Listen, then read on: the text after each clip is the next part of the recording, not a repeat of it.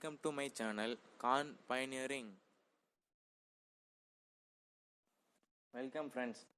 இன்னைக்கு நம்ம how to choose a project and how to select project title இதை பற்றி தான் பார்க்க போகிறோம். ப்ராஜெக்ட் அப்படின்னாலே கிரியேஷன் ஆஃப் யூனிக் ப்ராடக்ட்ஸ், அதாவது நியூவாக ஒரு ப்ராடக்ட்டை கிரியேட் பண்ணுறது. ஃபைனல் இயர் ஸ்டூடெண்ட்ஸ் எல்லோரும் உங்கள் எய்மை ஒரு ப்ராஜெக்டை கிரியேட் பண்ணுங்கள். How to choose a project. இப்போ எப்படி ஒரு ப்ராஜெக்டை சூஸ் பண்ணுறதுன்னு பார்க்கலாம்.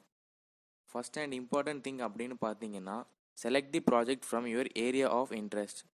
அதாவது நீங்கள் பண்ணுற ப்ராஜெக்ட் நீங்கள் எந்த ஃபீல்டில் ஸ்ட்ராங்காக இருக்கீங்களோ இல்லை எந்த ஃபீல்டு உங்களுக்கு விருப்பமோ அதை பேஸ் பண்ணி பண்ணுங்கள். இப்போ நீங்கள் ஆட்டோமேஷனில் ஸ்ட்ராங்காக இருந்தீங்கன்னா நியூவாக ஏதாவது மிஷினை ஆட்டோமேட் பண்ணுறதை பற்றி திங்க் பண்ணுங்கள். செகண்ட் பார்த்தீங்கன்னா, address a problem and provide a solution. இப்போ நீங்கள் பண்ணுற ப்ராஜெக்டில் ஏதாவது மேஜர் டிஸ்அட்வான்டேஜ் இருந்ததுன்னா அது என்ன ப்ராப்ளம்னு ஃபஸ்ட்டு ஐடென்டிஃபை பண்ணுங்கள். ஐடென்டிஃபை பண்ணதுக்கப்புறம் உங்கள் ரிப்போர்ட் நீங்கள் ரைட் பண்ணும்போது அதையும் மென்ஷன் பண்ணுங்கள். இப்போ நீங்கள் கண்டுபிடிச்ச அந்த ப்ராஜெக்டில் டிஸ்அட்வான்டேஜை எப்படி அட்வான்டேஜாக மாற்றலான்னு திங்க் பண்ணுங்கள். அதுக்கப்புறம் அந்த அட்வான்டேஜாக மாற்றினதுக்கப்புறமா அதையும் உங்கள் ரிப்போர்ட்டில் ஆட் பண்ணிக்கோங்க. இதுவே நீங்கள் இருக்கிற ப்ராஜெக்டை மாடிஃபை பண்ணுறதா இருந்ததுன்னா நம்ம எடுத்துருக்கிற ப்ராஜெக்டில் என்ன அட்வான்டேஜ் என்ன டிஸ்அட்வான்டேஜை ஃபஸ்ட்டு கண்டுபிடிங்க. அதில் இருக்க மெயின் டிஸ்அட்வான்டேஜை எடுத்து அதை அட்வான்டேஜாக சேஞ்ச் பண்ணுங்கள். அப்படி அட்வான்டேஜை சேஞ்ச் பண்ணுறது கூட ஒரு வித கண்டுபிடிப்பு தான். தேர்ட் பார்த்தீங்கன்னா, டிஸ்கஸ் வித் யுவர் மென்டர். அதாவது நீங்கள் ப்ராஜெக்ட் சூஸ் பண்ணினீங்க அப்படின்னா அதில் என்ன மாடிஃபை பண்ண போகிறீங்க இல்லை என்ன நியூவாக கொண்டு வர போகிறீங்க அப்படின்றத ப்ராஜெக்ட் கைடு கிட்ட நல்லா ஆலோசிச்சுக்கோங்க. எப்படின்னா, இப்போது ஒரு 4-வீலர் நீங்கள் இன்வென்ட் பண்ணுறீங்க அப்படின்னா ஓல்டு டெக்னாலஜியில் அது எப்படி இருந்தது, நியூ டெக்னாலஜி எப்படி இருக்குது, இப்போ நம்ம அதில் என்ன மாடிஃபை பண்ண போகிறோம், அப்படி மாடிஃபை பண்ணால் அது சக்ஸஸ் ஆகுமா அப்படின்னு கைடு கிட்டேயோ இல்லை கைடு கிட்ட இல்லை நல்ல நாலேஜ் உள்ளவங்க கிட்ட அதை டிஸ்கஸ் பண்ணிக்கோங்க. ஃபோர்த் ஒன் பார்த்தீங்கன்னா, select the project that best suit the skill set of your team. இப்போ நீங்கள் பண்ணுற ப்ராஜெக்ட் உங்கள் ஸ்கில்ஸோட மட்டும் ஒத்து போகாமல் உங்கள் டீம்மேட்ஸோட ஸ்கில்ஸ்க்கும் ஒத்து போகுதான்னு பாருங்கள். அப்புறம் இப்போ நீங்கள் தனியாக ஒரு ப்ராஜெக்ட் பண்ணுறதா இருந்தீங்கன்னா இந்த மாதிரி எதுவும் நீங்கள் பார்க்க தேவையில்லை. இப்போ ஒரு டீமாக பண்ணும்போது கோஆர்டினேஷனும் ஒர்க்கும் இம்பார்ட்டன்ட். நம்ம பண்ணுற ஒர்க்கும் எல்லாரோடையும் நமக்கு சமபங்காக இருக்கணும். இப்போ நீங்கள் எலக்ட்ரிக்கலில் ஸ்ட்ராங்காக இருக்கீங்க அப்படின்னா நீங்கள் சர்க்கியூட்லேயும் ஒயரிங்லையும் நீங்கள் நல்லா ஒர்க் பண்ண முடியும். இதுவே உங்கள் டீம்மேட்ஸும் அதில் மட்டும் ஸ்ட்ராங்காக இருந்தாங்கன்னா 2 பேரும் ஒரே ஒர்க் பண்ணுறதால நமக்கு time waste and project waste. இப்போ நீங்கள் உங்கள் டீம்மேட்டில் ஒருத்தர் டிசைன்லேயோ ஒருத்தர் ஹார்ட்வேர் மேக்கிங்லேயோ இருந்தாங்க அப்படின்னா உங்களுக்கு மல்டி அட்வான்டேஜ், அதாவது ஒரே நேரத்தில் நீங்கள் பல வேலைகளை பார்க்க முடியும், ப்ராஜெக்டை ஈஸியாக கம்ப்ளீட் பண்ண முடியும், நிறைய நாலேஜும் கெயின் பண்ண முடியும்.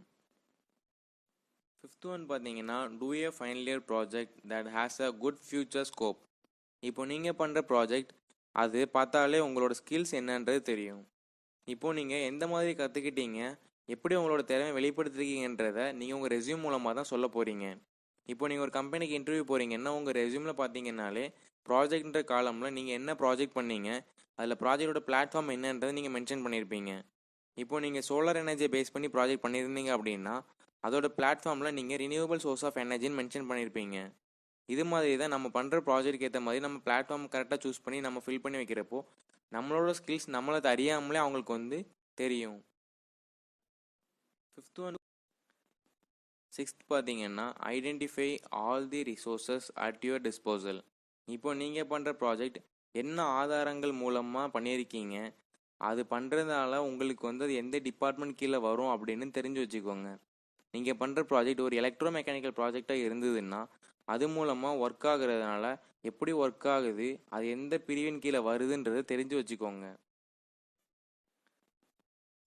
செவன்த் ஒன் பார்த்தீங்கன்னா, காஸ்ட் ஆஃப் தி ப்ராஜெக்ட். நம்ம எந்த ஒரு ப்ராஜெக்ட் பண்ணாலும் அதுக்கும் ஒரு காஸ்ட் எஸ்டிமேட் இருக்கும். அது மட்டும் இல்லாமல் காலேஜ்லேயும் குறிப்பிட்ட அமௌண்ட் உள்ள தான் பண்ணணும்னு சொல்லியிருப்பாங்க. இப்போ நம்ம பண்ணுற ப்ராஜெக்ட் அதோட காசு அதிகமாக போனாலும் நம்ம எஸ்டிமேட்டட் அமௌண்ட் தான் நம்ம ரிப்போர்ட்டில் போட்டு சப்மிட் பண்ண போகிறோம்.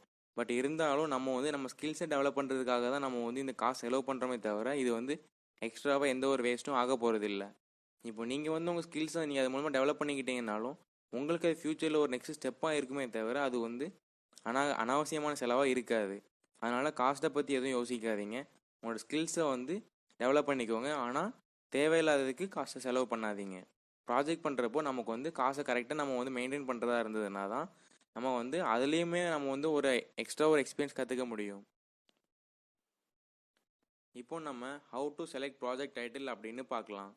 இப்போ ப்ராஜெக்ட் டைட்டில் சூஸ் பண்ணுறப்போ முக்கியமாக உங்ககிட்ட 2 எய்ம் இருக்கணும். ஒன்று reading a lot of books on engineering, இன்னொன்று லுக்கிங் அரவுண்ட் யூ.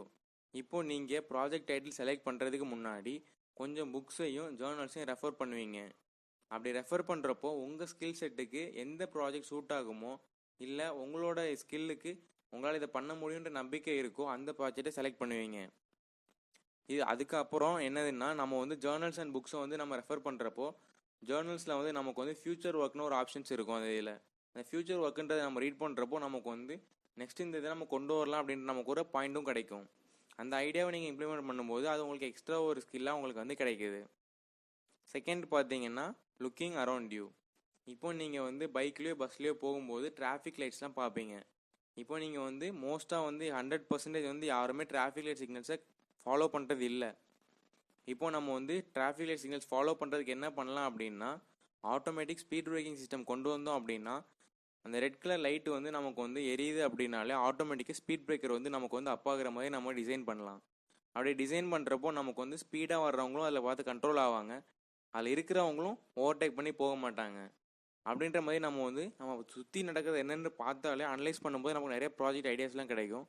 அதுக்கேற்ற மாதிரி நம்மளோட தேவைக்கேற்ற மாதிரி ப்ராஜெக்டை சூஸ் பண்ணி பண்ணுங்கள்.